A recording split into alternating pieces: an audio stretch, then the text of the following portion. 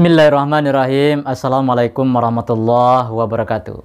Bagaimana kabar semuanya? Mudah-mudahan hari ini lebih baik daripada hari kemarin. Bertemu dan berjumpa lagi kita dalam video pembelajaran Pendidikan Agama Islam dan Budi Pekerti untuk SMP kelas 7.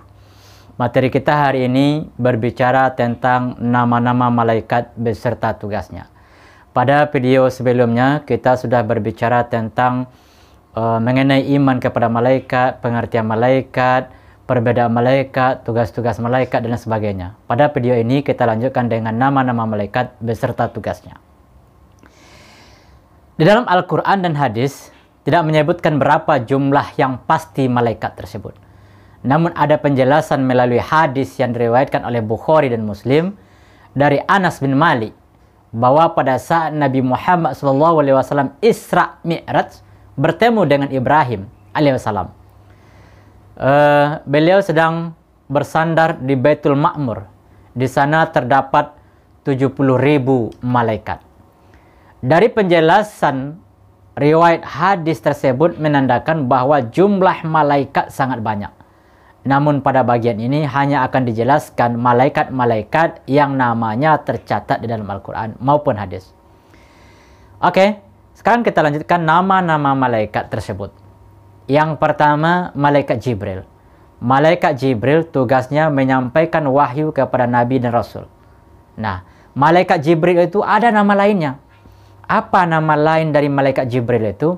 Yaitu yang pertama namanya Ruhul Kudus. Yang kedua, Ruhul Amin.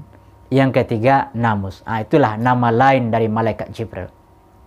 Dan penghulu dari sekalian malaikat atau pemimpin daripada sekalian malaikat itu adalah malaikat Jibril ini. Itu yang pertama. Yang kedua, nama malaikat itu namanya malaikat Mikail. Malaikat Mikail adalah bertugas membagikan rezeki, mengatur kesejahteraan makhluk, seperti mengatur awan, menurunkan hujan, melepaskan angin, dan membagi-bagikan rezeki lainnya. Nah, itulah tugas malaikat Mikail. Nama lain dari malaikat Mikail ini adalah yaitunya Karubiyun. Jadi nama lainnya Karubiyun. Yang ketiga, nama malaikat itu adalah malaikat Israfil.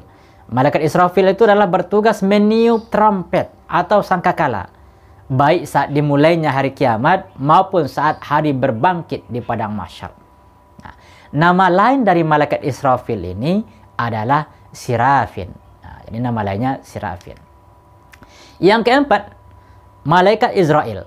Malaikat Israel itu adalah bertugas mencabut nyawa seluruh makhluk yang hidup, baik itu manusia, jin, iblis, setan, dan malaikat.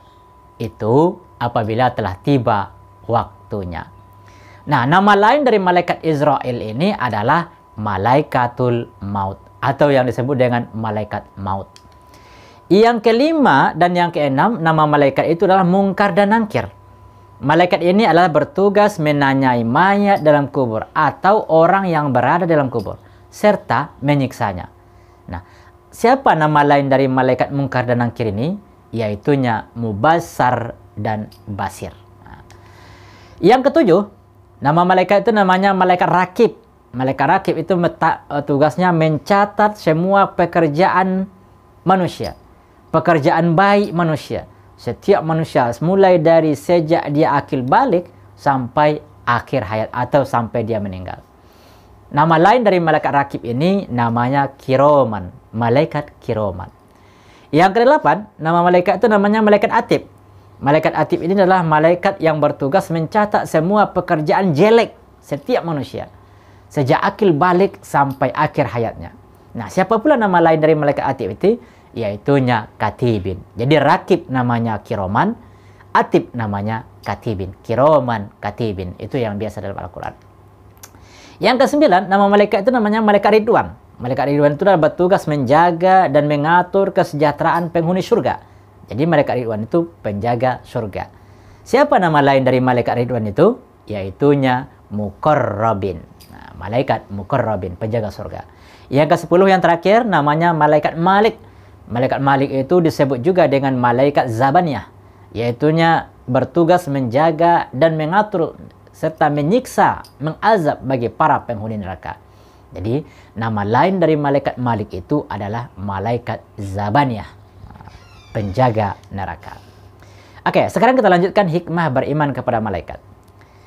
Dengan memperhatikan tugas-tugas para malaikat, ada beberapa hikmah yang dapat kita petik dari pelajaran ini. Itunya, yang pertama, hikmahnya memberi motivasi kepada kita untuk selalu taat dan bertakwa kepada Allah, seperti ketaatan para malaikat. Yang kedua, kita akan selalu waspada terhadap perkataan, perbuatan kita. Karena apa? Karena semua tingkah laku dan perbuatan kita diawasi oleh para malaikat tersebut.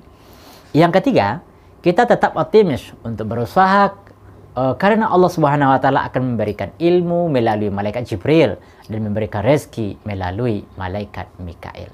Yang keempat, hikmah beriman kepada malaikat itu adalah kita juga termotivasi untuk selalu beramal, karena bekal itulah yang dibawa kelak ketika kita meninggal dunia. Oke, demikian materi kita hari ini, semoga bermanfaat. Terima kasih. Assalamualaikum warahmatullahi wabarakatuh.